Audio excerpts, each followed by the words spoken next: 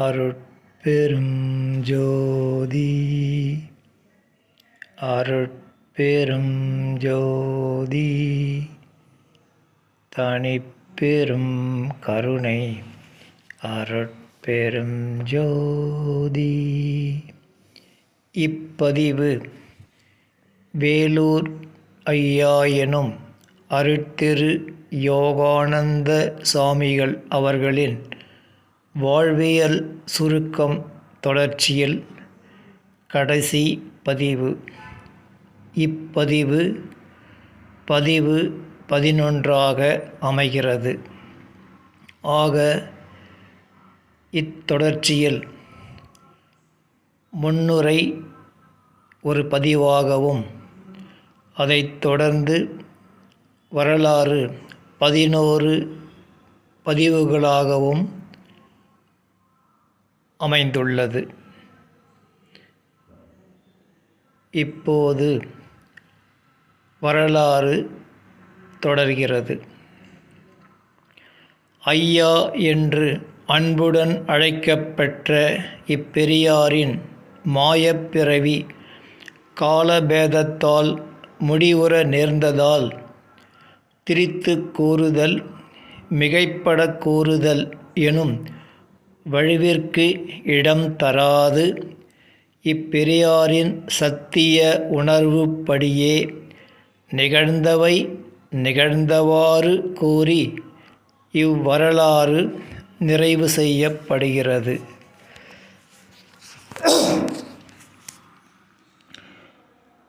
ஒவ்வொரு உயிரும் அதனதன் வினையை பிறப்பின் மூலமே அனுபவித்து வினை முற்றும் ஒழிந்த பின்னரே விடுதலை பேறு பெற முடியும் என்பது மறையின் தீர்ப்பு. வினைபோகமே இத்தேகம் கண்டாய் வினைதான் ஒழிந்திடில் தினைப்போதளவும் நில்லாது கண்டாய் என்பது பட்டினத்தார் ஞானவாக்கு. யாரும் இதற்கு விதிவிலக்கல்ல என்னும் இறை நியதியின்படி இப்பெரியாரின் மாயப்பிறவியும் விடுதலை பெறும் முகத்தான் சஞ்சித ஊழை ஏற்று அனுபவிக்க நேர்ந்தது. தானே இடம்பெயர முடியாதது ஓர் அவலநிலைக்கு உள்ளாக நேர்ந்தும் நாவிலிருந்து பிறக்கும் சொற்களின் உச்சரிப்பு தெளிவு இழந்தும் தொடர்ந்து பேசுதல் இயலாததோர் நிலைக்கு உள்ளாக நேர்ந்தும் ஊழையும் உப்பக்கம் காண்பர் எஞ்ஞான்றும் தாழாது உதற்றுபவர் என்னும் பொய்யாமறையின் இலக்கணத்திற்கு ஓர் சான்றாக விளங்கி வாழ்ந்து காட்டினார்.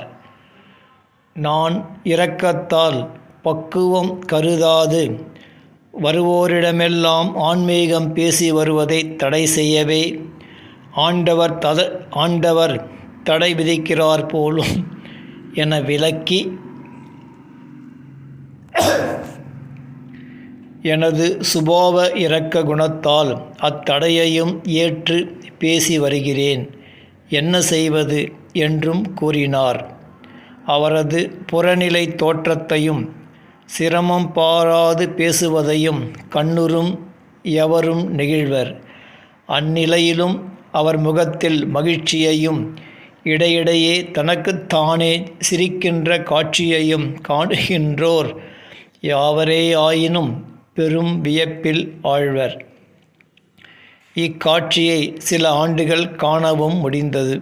வள்ளுவப் பெருந்தகை இடுக்கண் அழியாமை என்னும் அதிகாரத்தில் முதற்பாவில் இடுக்கண் வருங்கால் நகுக அதனை அடுத்தூர்வது அஃதொப்பது இல் என்றும் ஏனைய பாக்களில் விளக்கியுள்ள அறநெறிகளுக்கும் எடுத்துக்காட்டாகவும் ஐயா அவர்களை காண முடிந்தது. இது வெறும் புகழ்ச்சிக்காக கூறுவது அன்று. நேரில் கண்டவர்கள் அறிவர். தவிரவும் தனது சஞ்சித ஊழ் அனைத்தும் இவ்விதம் கழிவதாகக் கண்டு அதை அனுபவபூர்வமாக உணர்ந்த காட்சியே இம்மகிழ்ச்சிக்கும் சிரிப்புக்கும் காரணமாகவும் அமைந்ததோ. நடைபெற்று வந்த சித்திவளாகத் திருப்பணிக்கு சிறிதும் தடை நேரா வண்ணம் தன்னால் உருவாக்கப்பட்ட கிருஷ்ணமூர்த்தியையும் உடன் பணி செய்து வந்த பணியாளர்களையும் ஊக்குவித்தும் நெறிப்படுத்தியும் விளக்கம் தந்தும் அருட்பா மண்டபம் அமைவுக்கான உறுப்புகளையும் மற்ற உபகரணங்களையும் பெரும்பகுதி உருவாக்கிக் கொண்டும் இருந்த நிலையில் ஊழின் முடிவோ அல்லது திருவருளின் ஆணையோ அவரது ஆன்மா விக்கிரம ஆண்டு மார்கழி திங்கள் 27ஆம் நாள் 11/1/2001 வியாழன் இரவு 9:25 மணி அளவில் விதேக நிலை அடைந்தது.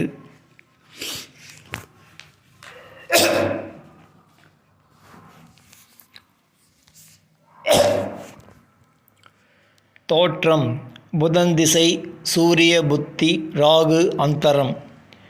27/10/1919. மறைவு: குரு திசை, சனி புத்தி, புதன் அந்தரம். 11/1/2001. 81 ஆண்டு 2 திங்கள் 15 நாட்கள் மாயாபூத உடலில் வாழ்ந்துள்ளார். வேண்டுவார் வேண்டுவன அடையும் பொருட்டு இறைவன் 4 வேதங்களாக பரிணமித்தார். தெய்வகதியான் முடிவினை நோக்கிச் செல்வோர்க்கு அரிதில் அடையும் பொருட்டு அருளை தன் சேயில் வைத்து மறைத்தார் என்பது வள்ளல் பெருமானின் அருள் விளக்கம். இப்பெரியார் அருள் பேற்றினையே வாழ்வியலாகக் கொண்டு வாழ்ந்தும்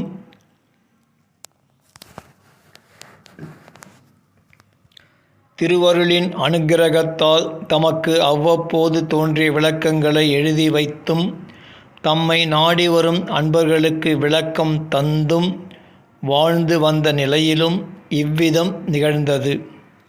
திருவருளின் பூரண பேற்றினை பெறுவதில் குறையோ அல்லது எக்குறையோ ஆண்டவரே அறிவர்.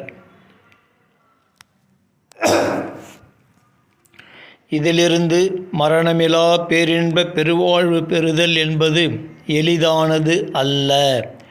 பற்று அற்றிடினும், வினை கழிந்திடினும், தூய்மை உற்றிடினும், கருணை பெற்றிடினும், திருவருள் பூரணத்தில் ஒருமை உற்றால் அன்றி அவ்வாழ்வு சத்தியமில்லை என்பது இதனால் அறிய வருகிறது. இப்பெரியார் வள்ளல் பெருமானை மிக மதித்து போற்றி அவர் காட்டிய நெறியை வாழ்வியலாகக் கொண்டிருந்தார் என்பதற்கு மேலும் ஓர் எடுத்துக்காட்டு. திருவருட்பாவில் சிதம்பரம் ராமலிங்கம் பிள்ளை என கையொப்பம் காணப்படுகிறது. இவற்றில் சிதம்பரம் என்பதற்கும் பிள்ளை என்பதற்கும் அவர் தந்த விளக்கம் வருமாறு: வள்ளலார் தோன்றியது சிதம்பரம் என்றும் தில்லை என்றும் வழங்கப்படும் தலம் அல்ல. அத்தலத்திற்கு வடக்கே சுமார் 10 கல் தொலைவில் இருக்கும் மருதூர் என்னும் சிற்றூர். அவ்வாறு இருக்க பெயருக்கு முன் சிதம்பரம் என்று குறித்ததின் காரணம் முற்பிறவியிலேயே பற்றற்று மாயை கடந்து சித்து கூட்டல் அம்பரம் என்னும் சிதாகாசத்தில் அவர் ஆன்மா இருந்து வந்ததை குறிப்பதாம்.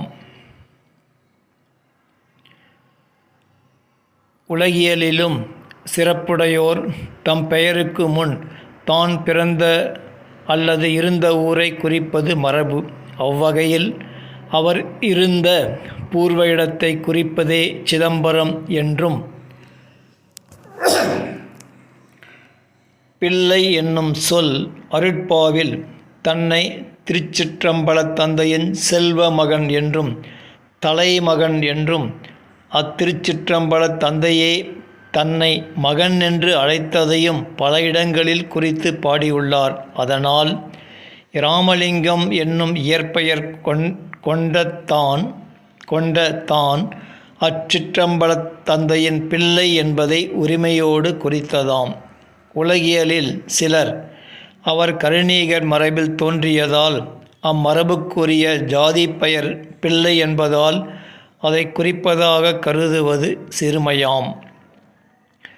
மேலும் இதுகாறும் உலகில் தோன்றிய பல பெரியார்களோடு வள்ளலாரையும் ஒப்பிட்டு பேசுவதை சிலர் பெருமையாக கருதுகின்றனர்.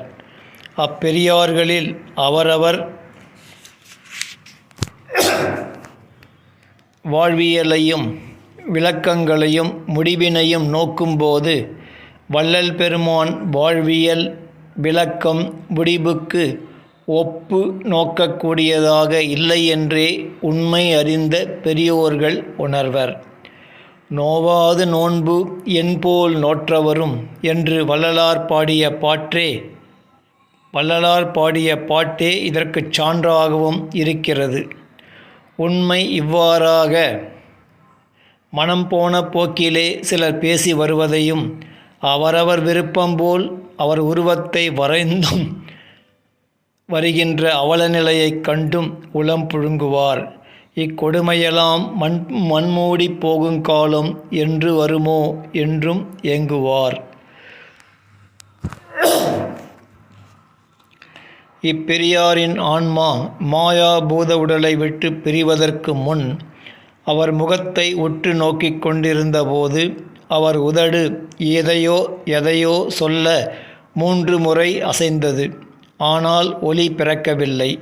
அசைவு பனி பனி பனி என்னும் சொல்லின் அசைவாகவே என் உள் உணர்வில் ஒளிர்ந்தது. மேலும் தாம் மேற்கொண்ட பணி நிறைவுறவில்லையே எனும் கலக்கமும் அம்முகத்தில் நிழலாடியது. என் கடன் பணி செய்து கிடைப்பதே என்னும் அப்பர் பெருமான் திருவாக்கிற்கு ஏற்ப பணி உணர்வோடே அவர் ஆன்மா பிரிந்தது. வள்ளல் பெருமான் சத்திய அறிவிப்பில் ஐயனருள் வருகின்ற தருணமிது கண்டீர் எனும் பாடலில் வையமிசை திருக்கோயில் அலங்கரி மின் விரைந்தே மணியாலும் பொன்னாலும் மலராலும் வியந்தே என்று வெளிப்படுத்திய அருளாணையை செயலாக்க வேண்டுமென்ற உணர்வு அவர் உயிரிலும் உள்ளத்திலும் உடலிலும் ஊடுருவி நிறைந்திருந்தது. சிற்சில சமயங்களில் தனக்குத்தானே பேசிக்கொள்வார். அந்த பேச்சில் அவ்வுணர்வு வெளிப்படும். சில கோடியாவது வேண்டும், என்ன செய்வது, இவ்வுலகம் தகுதி இல்லையே என்னும் சொல்லோடு ஏக்கப் பெருமூச்சும் வெளிப்படும். ஆன்மாவின் நினைவு செயலாகுமா? எத்தகை எவ்வுயிர் எண்ணின அவ்வுயிர்க்கு அத்தகை அளித்தருள் அருட்பெரும் ஜோதி. எப்படி எவ்வுயிர் எண்ணின அவ்வுயிர்க்கு அப்படி அளித்தருள் அருட்பெருஞ்சோதி என்பதும் இவ்வுலகமும் மற்ற எல்லா உலகமும் இனி சமரச சுத்த சிவ சன்மார்க்கமே தழைக்கும் என்பதும் திருவருள் வாக்கு.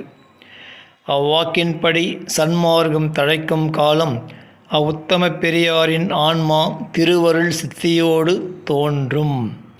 அப்போது சன்மார்க்க திருக்கோயில்களான சத்திய தர்மசாலையும் சத்திய ஞானசபையும் சத்திய சித்தி வளாகமும் வள்ளலார் அருளாணைப்படி செயல்வடிவம் பெற்று ஓங்கி ஒளிரும்.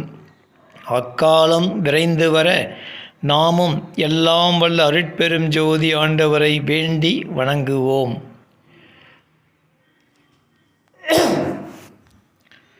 இப்பெரியார் தாம் தொழில் செய்து வாழ்ந்தும் பிறர்க்கு உதவியும் சித்திவளாக திருப்பணி செய்தும் எஞ்சியுள்ள தாம் வாழ்ந்து தொழில் செய்து வந்த இடம் பொருள் அனைத்தையும்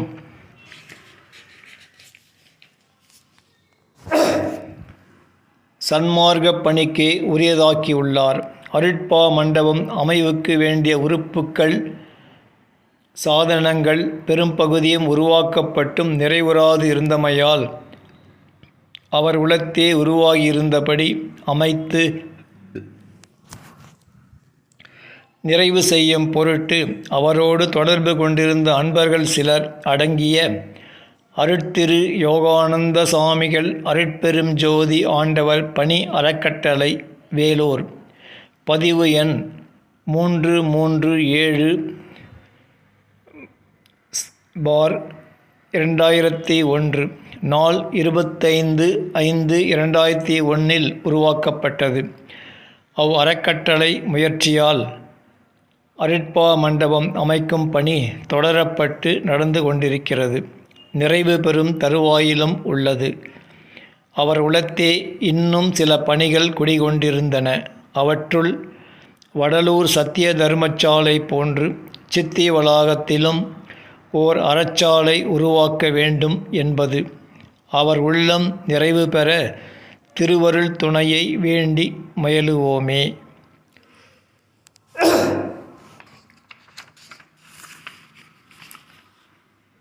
குறுக்கீடுக்கு மன்னிக்கவும்.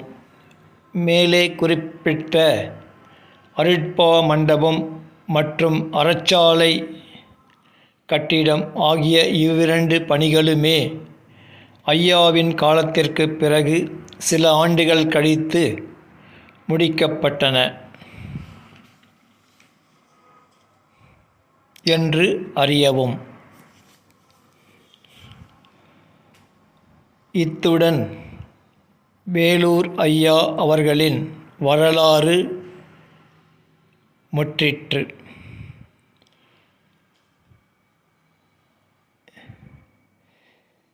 இருப்பினும் ஒரு சில வார்த்தைகள் மட்டும். இந்நூலாசிரியர் இவ்வரலாற்றை சர்வசித்து ஆண்டு ஆவணித்திங்கள் 20ஆம் நாள் 6/9/2007 எழுதி நிறைவு செய்துள்ளார். அதன் பிறகு 2009 புத்தகமாக வெளியாகியது.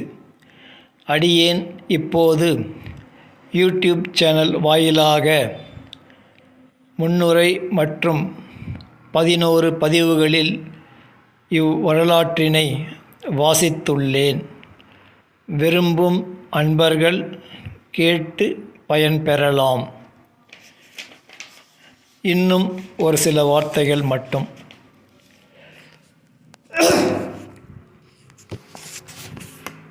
வேலூர் ஐயா அவர்கள் அருளிய அருளுரைகளின்படியே சத்திய தர்மசாலை, சத்திய ஞானசபை மற்றும் சித்திய வளாகம் ஆகிய இவை யாவும் சுத்த சன்மார்க்கியர் நிர்வகிக்கும் போது ஓங்கி ஒளிரும். அக்காலமே திருவண்ணச் செயல் ஓங்கும் காலம். அக்காலமே சுத்த சன்மார்க்க காலம்.